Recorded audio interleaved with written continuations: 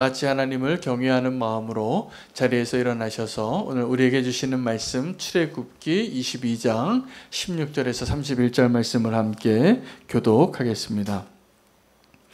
사람이 약혼하지 아니한 처녀를 꾀어 동침하였으면 납폐금을 주고 아내로 삼을 것이요, 만약 처녀의 아버지가 딸을 그에게 주기를 거절하면 그는 처녀에게 납폐금으로 돈을 낼지니라. 너는 무당을 살려두지 말라. 짐승과 행음한 자는 반드시 죽일지니라. 여호와 외에 다른 신에게 제사를 드리는 자는 멸할지니라. 너는 이방 나그네를 압제하지 말며 그들을 학대하지 말라. 너희도 애굽 땅에서 나그네였음이라. 너는 과부나 고아를 해롭게 하지 말라. 내가 만일 그들을 해롭게 함으로 그들이 내게 부르짖으면 내가 반드시 그 부르짖음을 들으리라. 나의 노가 맹렬함으로 내가 칼로 너희를 죽이리니 너희의 아내는 과부가 되고 너희 자녀는 고아가 되리라. 내가 만일 너와 함께한 내 백성 중에서 가난한 자에게 돈을 구워주면 너는 그에게 채권자같이 하지 말며 이자를 받지 말 것이며, 내가 만일 이웃의 옷을 전당 잡거든 해가 지기 전에 그에게 돌려보내라. 그것이 유일한 옷이라. 그것이 그의 album을 가릴 옷인즉 그가 무엇을 입고 자겠느냐. 그가 내게 부르짖으면 내가 들으리니 나는 자비로운 자이니라. 너는 재판장을 모독하지 말며 백성의 지도자를 저주하지 말지니라. 너는 내가 추수한 것과 내가 짜낸 즙을 바치기를 더디하지 말며 내 첨단 아들들을 내게 줄지며, 내 소와 양도 그와 같이 하되 이랫동안 어미와 함께 있게 하다가 여드레 만에 내게 줄지니라. 함께 읽겠습니다. 너희는 내게 거룩한 사람이 될지니 들에서 짐승에게 찢긴 동물의 고기를 먹지 말고 그것을 개에게 던질지니라. 아멘. 하나님의 말씀입니다. 오늘 출애굽기 22장 본문은 도덕에 대한, 도덕법에 대한, 우리가 더불어 어떻게 살아가야 하는 그 규율에 대한 내용들이 되겠습니다. 우리가 도덕 선생님을 존경은 하지만 그 도덕 선생님하고 같이 사는 게 좀 피곤합니다. 늘 정답을 얘기하기 때문이고, 바른 삶을 사는 것을 우리가 원하면서도 우리 안에는 죄성이 있어서 정말 하나님이 우리에게 주신 선물과 같은 그 삶을 잘 살아내는 것이 생각보다 쉽지 않을 때가 많습니다. 그래서 이 하나님의 율법, 오늘도 동일하게 앞으로 한 몇 주간 계속 되어질 것 같은데, 이 출애굽기 내용 가운데 모세의 율법의 내용들을 통하여서 저는 그 단지 율법 자체의 내용도 참 어느 하나 버릴 것이 없고 우리가 반드시 기억하고 지켜야 할 것들이지만 그 안에 하나님의 의도를 발견하고 그 가운데 하나님의 놀라운 은혜가 또 그 가운데 있음을 발견하게 되어지고 있습니다. 그래서 오늘도 하나님께서 이 도덕법에 대한 내용을 통하여서 하나님이 우리에게 선물로 주신 이 삶이 얼마나 중요한데 그 삶을 잘 지켜내기 위하여 우리에게 가이드해 주시고 이렇게 살라고 명령해 주신 대로 살아낼 수 있는 저와 여러분 되시면 좋겠습니다. 소중한 것 가지고 우리가 위험에 처하지 않기를 원합니다. 하나님 우리에게 소중한 삶을 주셨기 때문에 그 생명력 있는 삶으로 잘 살아낼 수 있는 축복을 하나님이 누리기를 원하시는 것이더라고요. 여러분, 우리가 하나님의 뜻대로 살아가는 것을 원하는데 잘 안 될 때가 있습니다. 그때가 언제냐 하면 내가 원하는 것과 하나님이 원하는 것이 같지 않을 때입니다. 또 내가 이렇게 살아야 하겠다라는 것과 내가 누군가에게 이렇게 살라고 요구할 때 입장이 굉장히 다릅니다. 대부분 우리가 자녀나 또 내가 누구를 가르치고자 하는 그 대상에게 말할 때하고 정말 나의 삶에 내가 그것을 적용할 때 다를 때가 많습니다. 근데 하나님의 율법은 하나님이 원하시는 대로 우리가 그것을 지키게 되어질 때 우리의 삶이 안전하게 되는 것입니다. 그래서 하나님의 율법에 하나님의 그 의도를 잘 발견할 수 있게 되기를 원합니다. 우리가 하나님이 원하는 것과 나의 원하는 것이 같을 때는 그것을 순종하는 것이 별로 어렵지 않습니다. 하나님이 내 이웃을 사랑하라 그랬는데 그 내 이웃이 내가 평소에 흠모하던 짝사랑이 있어요. 그러면 그 사람 사랑하는 것이 어렵지 않습니다. 하나님이 내 이웃을 사랑하라. 네, 사랑할게요 하고 하나님이 100원 주라고 할 때 난 200원까지 줄 수 있어요. 그런데 문제는 내 눈에 사랑스럽지 않은 사람을 하나님이 사랑하라고 할 경우에는 우리가 어떻게 해야 하는가입니다. 여러분, 그래서 우리가 하나님의 말씀에 좀 순종하기 어렵고 그것이 기쁨이 되지 않는 일에 대한 하나님의 요구를 들을 때 그때가 우리가 반드시 하나님의 뜻을 쫓아야 할 때입니다. 내가 좀 그렇게 하고 싶지 않을 때. 그런데 우리는 그때 늘 저항해요. 그리고 늘 핑계를 대고 할 수만 있다면 그것을 좀 지키지 않고 살면 안 될까? 하나님은 그것을 보고 안타까워 하시는 그 가운데 있다는 것을 우리가 좀 알아야 할 것 같습니다. 우리가 믿음의 여정을 지금까지 걸어왔는데 저와 여러분이 지금까지 이렇게 믿음의 길을 걸어온 것은 정말로 주님의 은혜였습니다. 그리고 앞으로도 우리가 믿음의 여정을 갈 수 있다면 그것은 분명히 하나님의 은혜입니다. 그 나의 공로가 아닙니다. 우리는 그럴 능력이 없습니다. 하나님이 이것을 정답이라고 말하면 그것을 하기 싫어져요. 이상하게. 이걸 하지 말라고 하면 그걸 그렇게 하고 싶어져요. 이게 우리의 본성이에요. 죄인이라는 거죠. 제가 오늘 아침에 성경을 읽다가 그 패역한 백성에게 내가 너를 보냈다라고 이 에스겔 선지자에게 하나님이 말씀해 주셨는데, 이 패역하다라는, 패역한이라는 형용사의 뜻이 어떤 것이냐 하면 이런 겁니다. 원래 잘 충성스럽게 따르던 사람이 그 길을 배반할 때 패역하다고 말하는 거래요. 그러니까 원래부터 그냥 반역한 자로 원수로, 하나님의 원수로 있을 때 그 사람들이 하나님을 대적하는 것이 아니라 하나님을 잘 따르다가 하나님을 반역하는 사람들에게 보낸 거예요. 이 패역한. 그래서 이 단어가 쓰여진 모든 성경의 역사 속에서 보면 이렇게 한 왕을 잘 섬기다가 그 왕을 배반했을 때. 그러니까 여러분, 우리 신앙에 있어서 문제가 뭐냐 하면 하나님을 잘 따르다가 어떠한 이유로 패역한 백성이 될 때가 있습니다. 오늘 그때 우리에게 필요한 하나님의 말씀이 오늘 이 모세의 율법 가운데 아주 구체적으로, 오늘 내용에는 10가지의 내용이 있는데 그 10가지의 내용을 통하여서 우리가 하나님의 의도와 우리의 삶을 어떻게 하나님이 인도하시는가를 발견해야 할 것 같습니다. 하나님의 선택과 우리의 선택이 하나님이 기뻐하시는 것과 우리가 기뻐하시는 것이 다른 것처럼 하나님의 선택과 우리의 선택이 다릅니다. 여러분, 지금도 우리는 무언가를 선택하고 살잖아요. 제가 요즘 우리는 교회 하나님이 성도님들을 보내주시고 계세요. 매주. 그래서 참 너무 감사한데 그분들 이야기를 들어보면 제가 하나님의 손길을 발견하는 것 같아요. 이렇게 상담해 보면 그분들이 다 하나같이 우리 교회에 그냥 오신 게 아니에요. 고민하시고 이 주변에 여러 교회를 좀 이렇게 다녀보시고 오셨더라고요. 그리고 선택을 하신 거예요. 그래도 그 선택해서 다른 교회 가신 분도 있겠죠. 우리 교회도 한번 와 오셨다가. 그래서 처음 오시는 분이 있으면 제가 아직 선택을 하셨다고 보지는 않아요. 그래서 2번 오시면 한번 제가 뵙자고 해요. 3번 오면은 등록하시겠냐고 물어봐요. 왜냐하면 이게 선택의 문제이기 때문이에요. 지금도 우리는 교회를 하나, 교회 공동체를 찾는데도 교회가 너무 많다 보니까 그렇게 해서 오시더라고요. 근데 그 가운데 우리는 착각합니다. 내가 선택해서 이 자리에 있는 줄 알아요. 저와 여러분이 지금 하나님 앞에 함께 우리는 교회라는 공동체로 모여서 함께 예배하고는 이 자리에 있는 것이 나의 선택 때문이라고 생각하시는 분은 착각하는 겁니다. 하나님이 선택하셔서 우리를 인도하신 것임을 오늘 인정하시기를 축복합니다. 우리가 선택한 것 같지만 거기에 나의 선택과 나의 공로와 나의 기준이 있다면 하나도 하나님 기뻐하시지 않을 것이에요.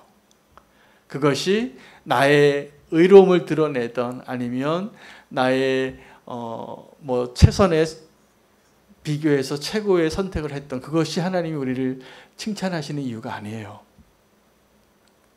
저는 올해에도 이제 파송교회로 오실 분도 있고 돌아가실 분도 있는데 제가 지금 이제 한 달 있다가 광고할 겁니다. 이제 기도하시라고.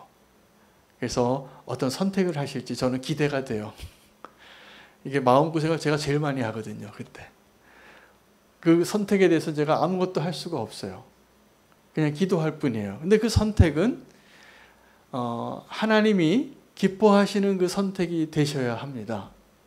그것이 나의 유익과 나의 기쁨으로 하는 선택은 뭐 그래도 하나님이 기뻐하시겠지만 여러분 우리가 어떠한 선택을 할 때 하나님이 기뻐하시는 선택으로 하는 선택이 후회가 없습니다.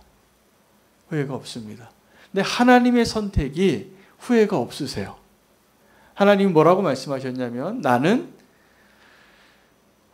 내가 선택한 것을 후회하지 않는 존재라는 거예요. 하나님의 선택에는 후회가 없다. 근데 하나님이 선택한 사람들이 누구였냐면 이스라엘이었습니다. 아브라함이었고. 근데 그 아브라함과 이스라엘 민족이 이스라엘 민족으로서 이렇게 세워져 가는 그 과정 가운데 하나님이 후회할 만한 일이 있었을까요? 없었을까요?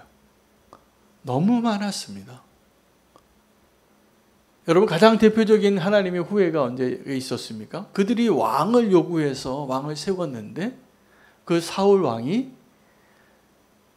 첫 번째 관문에서 넘어져요. 하나님보다 사람을 더 택했기 때문에. 그래서 후회한다 그랬어요. 예배 드리는 것과 관련된 일에서 다 넘어졌어요. 여러분 그래서 오늘도 이 예배 가운데 우리가 사실은 하나님 앞에 담대함으로 나와서 예배하는데 오늘 저와 여러분은 굉장히 위험한 위치에 있는 사람입니다. 우리가 이 예배를 잘못 드리면 하나님이 우리를 사울과 같이 여길 수도 있어요. 네, 오늘 저는 기도합니다. 우리 가운데 그런 분 한 분도 계시지 않도록. 다윗이 하나님께 예배할 때 기뻐하는 모습으로 하나님의 마음에 합한 자가 되어진 것처럼 그러한 다윗의 예배가 회복되어지시기를 축복합니다. 그 이스라엘을 택해서 하나님께서 끝까지 포기하지 않으신 거예요. 보면 오늘 이 출애굽기까지만 하더라도 아브라함 이후에 그 족장 시대 이후에 요셉 이후에 애굽으로 가서 430년을 노예로 살다가 그들이 부르짖고 신음하니까 그들을 건져내서 광야라는 학교로 인도하신 것입니다. 그 가운데 이제 하나님께서 교과서를 펼치신 거예요. 너 이렇게 살아야 한다. 그들에게 이것이 왜 필요했냐 하면 하나님의 선택에 맞게 선택한 자들이 하나님의 백성답게 살아갈 수 있도록 그 가이드를 주신 거예요. 그래서 이 모세의 율법, 십계명과 모세의 율법은 하나님의 선택에 대한 인도하심입니다. 근데 그들이 기뻐했을까요? 잘 지켰을까요? 아닙니다. 실패하고 하나님의 얘기는 그들이 그 430년 동안 두 사람 빼고 다 거역했다라는 거예요. 그래서 그 자리에서 첫 번째 세대가 다 죽어가요. 그리고 두 번째 세대가 약속의 땅으로 들어가는 거였습니다. 여러분 그럼에도 불구하고 그들이 또 약속의 땅에 가서도 계속 하나님의 마음을 아프게 하는데 하나님은 하나님이 선택한 자에 대해서 결코 포기하지 아니하시는 하나님이심을 우리에게 보여주고 계십니다. 우리가 지금도 뭔가 선택하고 후회할 때가 많습니다. 그래서 우리는 신중하게 뭔가 선택할 때 최선의 것을 선택하고 싶어 하죠. 그러시죠? 우리가 최선의 선택은 하나님의 선택을 인정하고 하나님을 신뢰하면서 선택할 때 그것은 최선의 선택이 될 겁니다. 예레미야를 하나님께서 부르시는데 내가 너를 모태에서 조성도 하기 전에 너를 알았다라고 하셨습니다. 하나님이 하나님의 선택에 후회하지 아니하시는 이유는 우리가 존재하기도 전에 우리의 삶을 아셨다는 거예요.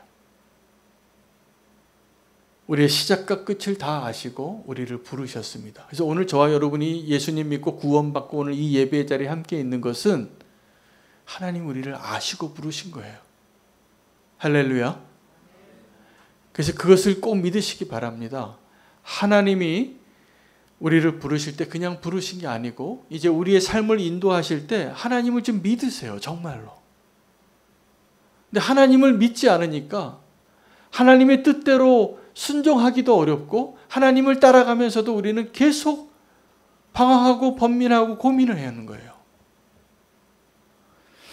오늘 이 말씀은 하나님께서 그 후회하지 않으시는 하나님이 선택하고 그 선택한 백성들에게 이렇게 살라라고 말씀하신 것인데, 여러분 이 율법을 조금 요즘 현대말로 표현하면 하나님께서 우리 인생 설명서를 쓰신 거예요. 너 이렇게 살라고. 너희가 인생을 살 때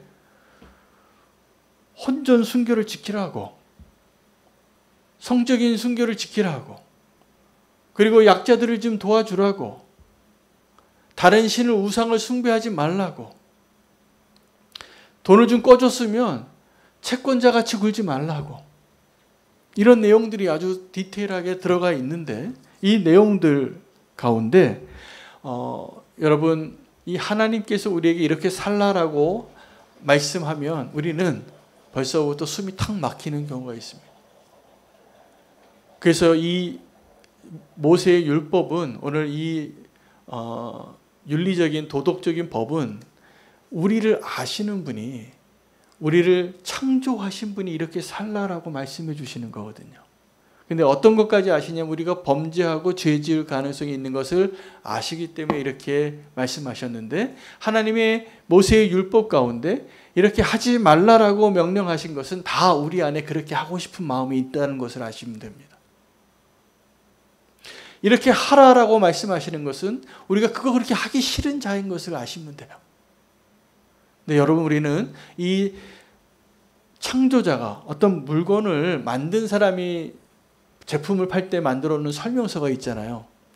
여기는 꼭 이런 전압을 써야 되고 물기를 대지 말아야 되고 이렇게 뭐 같이 쓰지 말라고 하고 이렇게 안전하게 써야지 이 상품을 잘 쓸 수 있다라고 설명해 놓은 그 설명서는 잘 읽지 않습니다. 요즘 사람들이. 그리고 다 후기만 봐요. 이걸 써봤더니 좋더라, 안 좋더라. 여러분 지금 저와 여러분이 판단할 때 뭔가를 선택하고 어떤 것이 좋고 나쁘다라고 판단하는 그 기준이 우리를 창조하신 그 창조자의 설명서에 있습니까? 아니면 누가 사용해 본 사람의 후기에 있습니까?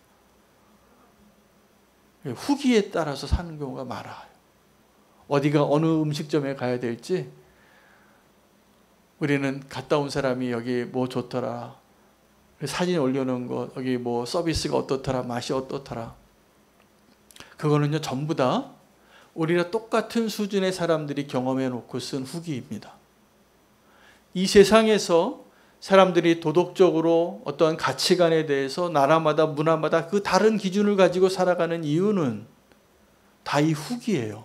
근데 성경에서 말하는 너희는 이렇게 살라 라고 말하는 것에 대해서는 이게 고리타분한 것이라고 생각해요. 이 시대랑 맞지 않는 것이라고 생각해요. 그 하나님의 의도는 생각하지 않아요. 그러다 다 실패하고 다 고통당하고 다 또 넘어지고 다 부르짖는 거예요. 오늘 하나님께서 우리에게 사실은 이 율법이 딱딱하고요, 이렇게 들으면 별로 좋은 얘기가 아닙니다. 우리는 어떤 얘기 좋아하냐 하면 우리를 위로하신 하나님의 말씀, 괜찮다고, 그래도 내가 너를 사랑한다. 여러분 그것도 하나님의 은혜이지만 진짜 하나님의 은혜는 하나님이 하지 말라는 건 우리가 안 하면 돼요. 주님이 하라는 거는 그냥 하면 돼요. 근데 이게 어려워요. 여러분 요즘도 그렇게 나오는지 모르겠는데 담뱃값에 보면 폐암 말기 환자의 환부를 사진을 크게 찍어서 그 담뱃값 전면에 붙이도록 법이 정해져 있습니다. 담배 피시는 분들이 살 때마다 그 혐오스러운 사진을 보셔야 돼요. 그 담배를 피려면 내가 담배 피면 이렇게 될 수 있구나. 근데 그래도 담배 피는 거 아십니까? 이걸 보고도. 이게 지금 우리의 모습이에요. 하나님은 오늘도 율법이 이거예요. 다 어떤 내용들입니까? 오늘 말씀이 어떤 겁니까? 너 무당을 살려두지 말라. 짐승과 행음하는 자는 다 반드시 죽이라. 다른 신에게 제사 드리는 자는 멸하라. 이게 어떤 거냐면 그 담배가게에 써 있는 그 폐암 말기 환자의 모습을 보여주는 거하고 똑같은 메시지인 거예요. 너희 그렇게 살다가 이렇게 죽어. 이 말씀은요, 그렇게 이러한 말도 안 되는 죄를 지을 때 죽이라는 명령도 되지만 진짜 하나님의 의도는 어떤 내용이냐면 너희가 이렇게 살다가 이렇게 죽어 라고 얘기해 주시는 거예요. 너희 그렇게 담배 계속 피면 이렇게 폐암 환자가 될 수 있어 라고 말씀해 주시는 거예요. 근데 저희같이 피시는 분이 있는지 모르겠지만 안 피는 사람은 그거 전혀도 어렵지 않아요. 그거 보고선 안 피는 게. 근데 그 담배를 피는 게 너무나 즐거워서 그것을 끊을 수 없는 사람은 그 섬뜩한 사진을 보고도 비싼 돈을 내고 또 그 담배 사는 거예요. 그걸 못 끊어요. 이 죄의 강력한 힘이 그렇게 우리를 주장하고 있는 것이죠. 하나님 보시기에는 그게 안타까운 것입니다. 그래서 오늘 본문은 굉장히 좀 하나님께서 강도가 세요. 하나님의 율법은요, 그래서 이 강도가 센 것은 사실은 그것이 이 법으로 정한 형량이기도 하고, 근데 하나님은 은혜의 하나님이라서 사실은 이런 죄를 짓는 자들을 하나님이 계속 그래도 살려주셨어요. 악인이 형통하는 것처럼 보일 정도로. 근데 진짜 메시지는 뭐냐면 이렇게 살다가 이렇게 죽는다는 거예요. 여러분, 우리가 살다가 보면 빨간불이 켜져 있으면 어떻게 됩니까? 서야 되는 거죠. 근데 차가 속도가 있으니까 우리 교통법규에 의하면 노란불이 켜지면 노란불의 사인이 뭐죠? 운전면허 시험 보신 분 다 아시죠? 뭡니까? 뜻이, 사인의 의미가 뭡니까? 빨리 지나가요. 많은 분들이 이 노란불 켜지면 빨리 지나가요. 그 빨간불 되기 전에 빨리 지나가 라고 생각을 해요. 근데 원래 이 노란불의 의미는, 노란불이 켜지면 무조건 일단 정지예요. 원래의 의미는. 근데 우리는 지금 어떻게 그걸 해석하고 살아가고 있냐면, 많은 분들이 아마 그 신호 위반 카메라도 그때 작동을 안 하는 것 같아요. 그거 안 걸리는 거 보니까. 노란불이 켜지면 빨리 지나가세요인 줄 알아요. 아닙니다. 그 노란불 때 빨리 지나가다 사고가 나는 거예요.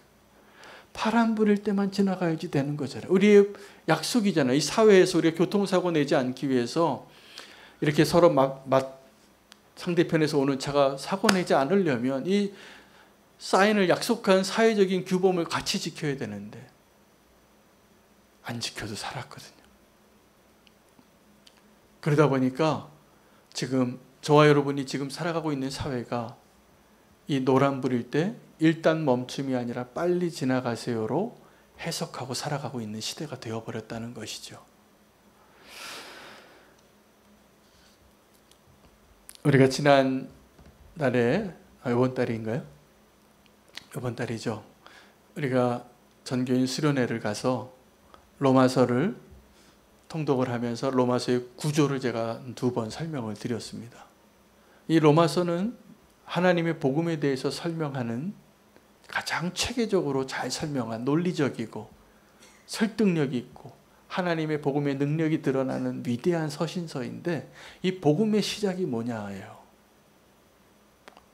복음의 시작이 유대인의 죄, 이방인의 죄, 온 인류의 죄를 선언해 주는 거예요. 이것이 율법의 하나의 중요한 역할입니다. 율법은 원래 우리가 죄인들에게 필요한 게 율법인데, 죄인들은 절대로 율법을 못 완성해요. 어떠한 죄인도 이 율법을 완전히 지킬 수 있는 사람이 없어요. 다 하나님의 그 영광에 도달하지 못하는 죄인들이에요. 하나도 빠짐없이 우리가. 근데 그것을 인정해야 하나님의 복음이 들려지는 거예요. 그때야 하나님의 복음을 알게 되는 거예요. 그럼 우리가 복음을 인정하지 못하고 듣지 못하고 그대로 살지 못하는 첫 번째 이유는 뭐냐면, 우리 죄를 우리가 인정하지 않고 살아가고 있다는 거예요. 우리가 좀 괜찮은 줄 알아요. 어떻게 괜찮으냐? 내가 저 악한 사람보다는 좀 낫지. 여러분 사람들 이렇게 관계에서 막 싸우고 다툴 때 보면 똑같이 다 얘기하는 거 아십니까? 나는 그래도 저 사람보다는 낫잖아요. 이거 가지고 언성을 높이고 주먹을 휘두르고 고소를 하고 그러는 거예요. 죄인들끼리 막 법정에 달려가는 거죠. 근데 하나님의 법정에서는 절대로 그렇지 못합니다. 한 사람도 예외 없이 하나님의 영광에 도달할 수 없는 그 죄인임이 선포되어지고 나서 이 죄인을 구원하기 위한 하나님의 그 사랑의 역사가 시작되어지는 거예요. 그 이야기가. 우리가 하나님의 복음에 대해서 그래서 정말 복음이 되려면 이 모세의 율법에서부터 시작이 되어져야 돼요. 우리가 죄인인 것을 알아야 돼요. 우리가 이 율법을 도달할 수 없는 죄인이라는 것을 알라. 이게 율법의 원래 취지예요. 근데 우리가 하는 일이 뭡니까? 이 율법 가지고 너 왜 이것을 어겼냐고. 그러니까 너는 이 율법에 해당하는 이 대가를, 이 형벌을 받으라. 막 죽이라고 그래요. 돌을 던져요. 여러분 그 간음한 여인이 현장에서 붙잡혔을 때 다 돌 던지러 왔잖아요. 왜 예수님을 다 죽였겠어요? 예수님은 죄가 없는 유일한 사람이에요. 하늘에 먼저 승천한 에녹과 엘리야도 다 죄가 있었습니다. 이 땅에 가장 낮은 곳에 오셨던 그 예수 그리스도께서는 죄가 없는 하나님이신데 그 죄가 없는 예수님을 우리가 심판하고 재판해서 너의 죄가 이렇게 많다고 사람들이 군중의 그 소리가 이 빌라도의 양심을 삼킬 정도로 커져서 예수님을 십자가에 못 박은 거 아닙니까? 지금 우리가 그러고 있어요. 누구에게요? 내 눈에 지금 합당하지 않은 그 누군가에게. 여러분 그래서 우리가 불행해지는 것을 알아야 합니다. 오늘 이 10가지 내용의 모세의 율법을 보면 두 가지로 정리가 되더라고요. 하나는 육체의 거룩함을 지키라예요. 또 하나는 영적인 거룩함을 회복하라요. 하나님 우리가 거룩한 백성이 되기를 원하시는데 이 육체의 죄와 영적인 죄가 별개의 것이라고 생각하고 살아가요. 절대로 그럴 일은 없습니다. 여러분 그래서 이 육체의 죄들이 있잖아요. 신체를 상해하거나 성적인 죄를 짓거나 이게 다 육체에 가해하는 범죄들이죠. 근데 이 육체에서 일어나는 이 죄들은 영적인 죄하고 깊은 상관이 있습니다. 그래서 간음죄는 이 성적인 죄는 사실은 그 뿌리가 상당히 영적이에요. 영적인 죄예요. 영적인 죄에서 시작해서 육체의 간음과 성적인 죄가 만연하게 되는 겁니다. 어떤 분들은 그 성적인 죄에 대해서 우리가 지금 왜 지금 이렇게 성적인 죄가 많아지고 좀 말세가 된 것 같이 우리가 자타가 인정하고 있는데 이 성적인 죄가 더 이렇게 만연하게 되어진 이유는 이게 정말 영적인 죄이기 때문에 아주 파워풀하던 거죠. 이 성적인 죄의 영향력이 굉장히 강력합니다. 우리 안에 육체의 정욕과 깊은 연관이 있어요. 뿌리가 깊어요. 그러니까 이것을 우리 힘으로 이겨낼 수 있는 죄가 아니에요. 여러분 성적인 죄에서 이겨내기 어렵습니다. 그 누구도. 또 하나는 이 성적인 죄는 은밀하게 진행이 되기 때문에 무서운 거예요. 성적인 죄를 드러내는 것이 흔하지 않아요. 그럼 말세가 돼서야 이렇게 막 요즘같이 우리 지금 말세에 사는 것 같아요. 정말. 그 부끄러움 없이 시청 광장에서 동성애자들의 그러한 그 과자도 팔고 말할 수 없는 그것을 이제 부끄럽지 않다라고 생각하고 막 홀로덩 벗어요. 그게 그러면 부끄럽지 않게 되는 겁니까? 아니에요. 이제 부끄럽지 않을 정도로 우리가 이제 죄가 찬 거죠. 이것은 단순히 정욕과 육체의 죄만을 의미하는 것이 아니라 우리의 영적인 죄가 그렇게 심각하다는 것을 보여주는 증거에 불과해요. 여러분, 육체의 연단과 경건의 훈련이 깊은 연관이 있습니다. 여러분, 내 영적인 상태와 내 건강의 상태가 아주 깊은 연관이 있어요. 내 마음이 아프면 몸도 아프잖아요. 그렇죠? 실제로 그렇게 되더라고요. 내가 마음을 지킬 힘이 없으면 몸을 지킬 힘이 없어져요. 또 거꾸로도 상관이 되어져요. 내가 내 육체의 삶을 잘 관리하면 절제하고 운동도 하고 절식도 하고 또 눈도 지키고 시간도 잘 관리하고 그러면 마음도 훨씬 단단해집니다. 그러니까 우리가 약해지면 두 개가 다 약한 거예요. 이게 건강해지면 두 개가 다 같이 건강해져 가는 거예요. 여러분, 우리가 좀 건강해질 필요가 있습니다. 하나님이 우리에게 소중한 삶을 주셨잖아요. 그러면 이 삶을 우리가 좀 건강하게 지켜낼 수 있도록 지금 쓰러지신 분은 좀 일어나시고 한 걸음 내디디실 분은 좀 두 걸음 가시고 우리가 좀 서로 이끌어주고 기도해주고 붙잡아주고 버텨주고 영적으로 또 육체적으로 연약한 자들이 있으면 같이 기도해주고 우리가 함께 건강한 성도로 살아낼 필요가 있어요. 이 세상이 너무나 악하기 때문이에요.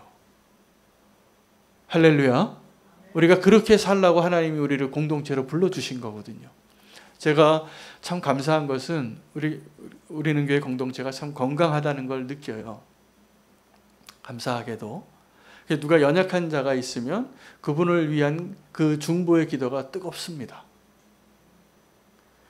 그리고 어떤 연약한 자를 이렇게 도와주고 배려할 때 그 배려가 느껴져요. 그 너무나 아름다운 이야기. 여러분, 이런 그런 사랑이 우리를 세워주고 지탱케 하는 거예요. 근데 그 중에서 또 우리의 그 공동체의 몸의 그 건강을 무너뜨리는 사람도 있어요. 어떤 사람들이 이렇게 무너뜨립니까?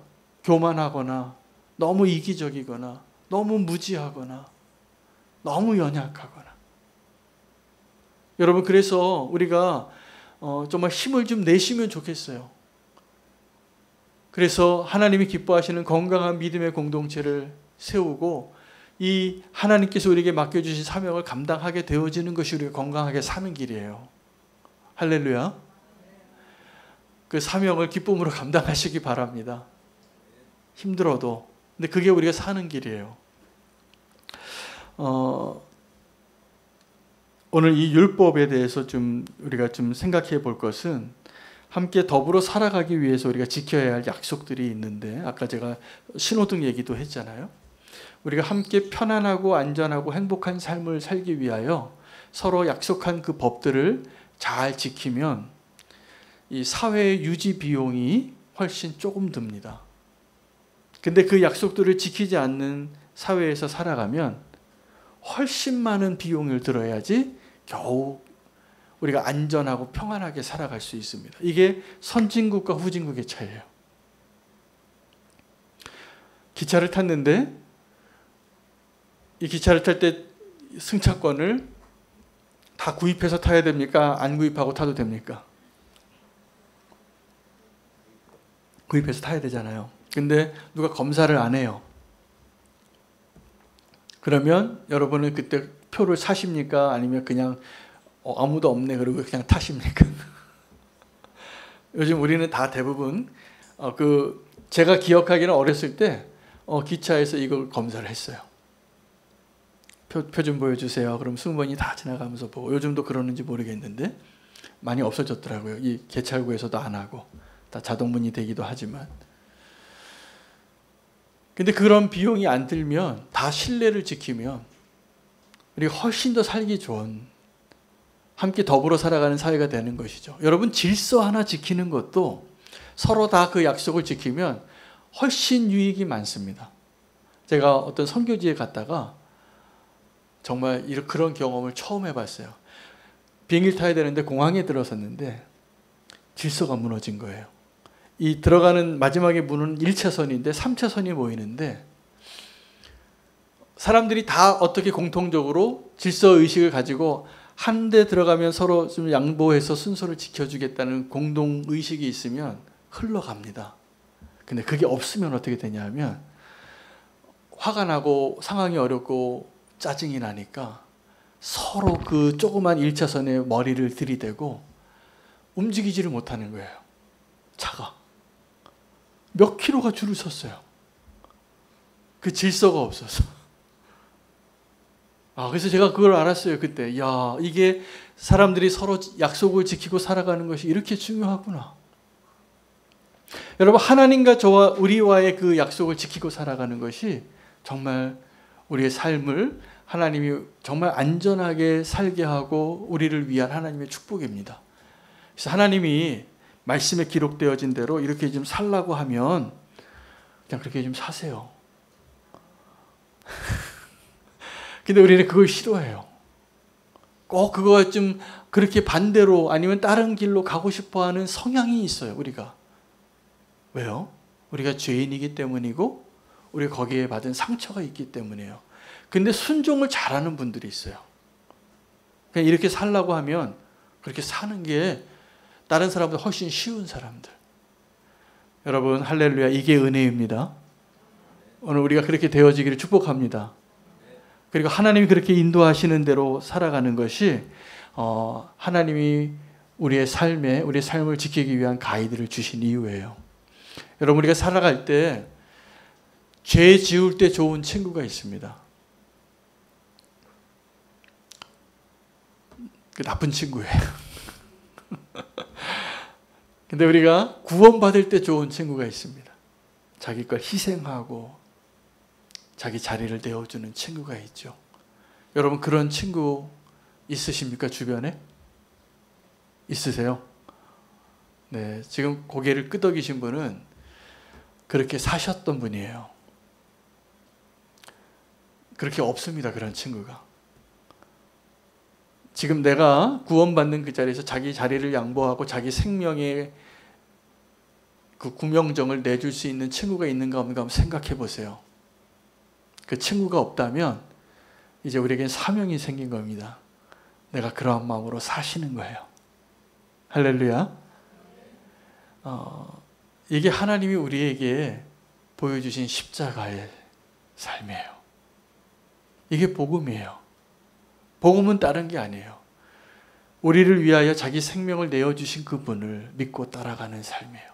근데 주님이 우리에게 뭘 원하셨냐 하면, 모세는 이렇게 우리의 죄에 대한 것을 지적하면서 이렇게 살지 말라라고 이야기했다면, 예수 그리스도께서는 우리의 자리에 오셔서 우리 대신 죽으시고 자기의 생명을 내어주시고, 이제 너의 생명은 내 거야. 네가 이제 내 대신 사는 거야. 그리고 나처럼 살 수 없겠냐고. 여러분, 그런 기회를 우리가 누리는 사람들입니다. 할렐루야. 예수님 믿는다는 게 이런 축복입니다. 그 축복을 누릴 수 있는 저와 여러분 되시기를 바랍니다. 우리의 삶을 인도해 주시는 그분께서 우리를 구원하실 때 가장 좋은 친구로, 요나단이 다윗에게 그랬듯이 십자가의 의미는 우리를 살리기 위하여 아들을 내어주시고 자기 생명을 내어주신 분의 이야기입니다. 우리가 그 은혜를 받은 자로 친구 되신 예수 그리스도를 의지하며 오늘 기도할 수 있게 되기를 원합니다.